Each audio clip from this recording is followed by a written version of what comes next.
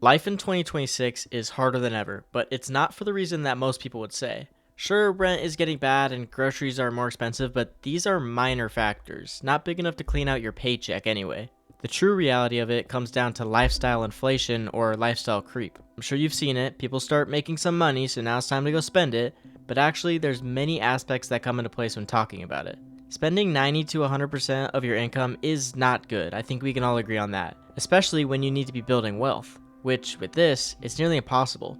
Nearly 25% of households live paycheck to paycheck. That's 1 in 4 people. Ridiculous. It gets more interesting when you learn that 40% of high earners, so people or households that make over 500K a year, also live paycheck to paycheck. So this massive chunk of people can definitely afford rent or their mortgage, but what's holding them back? That's exactly what we're going to talk about today and how to escape this trap. Personally, I invest a majority of the income I make, and there's only one way that's possible, which is living a specific lifestyle.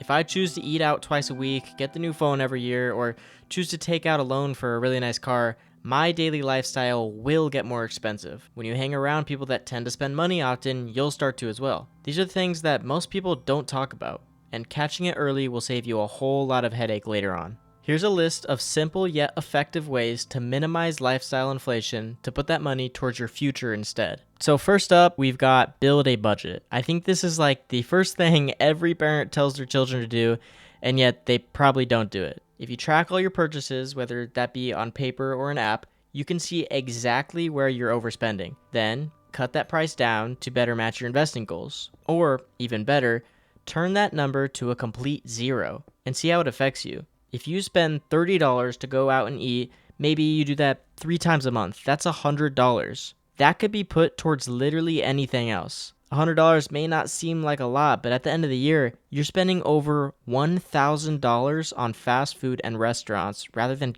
just cooking at home. That just sounds terrible. I mean, come on. The sad reality is that it's normalized to the majority of people, yet they wonder why they're living paycheck to paycheck. Certain expenses are no matter what's. You can't not pay rent, utilities, internet, but you can skip that gas station trip on the way home. So number 2, we've got change your surroundings. You are the average of the 5 people you spend the most time with. I'm sure you've heard this saying somewhere, but it's something that can be related to this topic. I hate to say it, but I spend more money than I would normally when I hang out with my buddies on the weekend. This isn't necessarily a bad thing, but repeat dinners every other weekend get excessive, and it's something that I have to work on too. Think of your closest friends and how much you spend when you're with them, and then think of their goals in life. Do they have similar ones? If they don't, then it's probably a good idea to make a change. I'm not saying get rid of your friends that like to spend money, but make a conscious decision to save money. If you go out every weekend, maybe start skipping every other time. Soon after, this is when you'll really know if they're friends or not. Not just friends, this is also about your family. Anyone you surround yourself with is more often than not your decision. Again, do not stray away from family, just be smart. As I've said in the previous video, there are fun things that don't have a price tag on it. Your surroundings are what make you, you. So changing this will not only change a part of your financial world, it could even change other aspects of your life as well. So number 3 is that you need clear goals that you can track and expand on. In elementary, middle, and honestly even high school, you would start out years by tracking short and long-term goals. This wasn't just busy work. Goal setting actually has scientific data to back it up, and it actually helps you. Many studies have shown that success rates are increased by 20, even up to 50% just by tracking your goals. If you knew that you could 100% achieve a future goal by writing it down and maybe even breaking it up into smaller sub-goals, would you do it? If you would, then even increasing your odds should be enough for you to get started. Get some paper, write down your top 10 on how you're going to actively save money each and every day. Break it up into smaller goals if it's too broad, and keep it somewhere you can actually see it every day. My form of goal setting is actually partially these videos themselves. In my last video, I talked about the exact methods I am and will be using to retire in my 30s, so if that's something you're interested in, then I'll link that in the description and maybe you'll find one you like. Overall, just know that throughout time, this has helped people, including myself, so why not give it a try? Boom, number 4, the next tip to escaping the lifestyle inflation trap is making sure that when you get a raise, you stay determined. I see this everywhere. A raise or bonus means that you've got some money to spend. Simply put, these times are when it's most important to stick what you've known. If you can invest $1,500 a month and all of a sudden an extra $500 starts coming in, immediately kick that towards your goals. Never treating yourself can definitely be annoying, so make sure not to be a complete lame-o, just stick with your goals and you'll be fine. When I was 14, I got hired to be a bagger on the military base we were at. I got paid $0 an hour plus tips, so on paper it wasn't that crazy of a job, but it was a job at 14, so you can't complain. Anyways, I started making a good amount of money. I was making upwards of $30 an hour. Once I had some money, that summer I bought a phone. I bought a Nintendo Switch, AirPods, so much. Looking back now, obviously I can't change anything, but if I could tell myself one thing, it would be to invest. I know that seems like the theme of this channel, but it's such an easy formula. Yeah, the things I bought were nice, but it's all materialistic crap. Making more money does not mean an equally more expensive life. That is one of the exact reasons why so much of America struggles to build wealth. So when those raises eventually come in, stay locked and don't even think about it. Next up, number 5, we've got comparison. Now, this is a big one and I think affects every person on the planet now more than ever in history. We see friends going out, random people on the internet living nice, and it encourages the populace to live like them. That's the problem. The sooner you start focusing on your own path, the sooner you realize that most of these people don't even have the money to live like that. LARPing on social media with nice cars and dinners doesn't do much for their future, but it seems like one of the bigger trends nowadays. It only hinders our youth and misguides them towards wrong decisions. This is where your discernment comes into play. Is partaking and spending money on some item or service worth it? If it is, how much are you really getting out of it? And then think about the other areas that your money could be going towards. Do you want to live like everyone else or be your own person and make your own decisions? I mean, to me, there's a clear answer. I've had this affect me firsthand time and time again, especially in school when jealousy is at its all-time peak. Seeing people with nice shoes and literally anything new always made me want what I didn't have. Although wanting is far from needing, sometimes I spent when I shouldn't have and regretted it later on.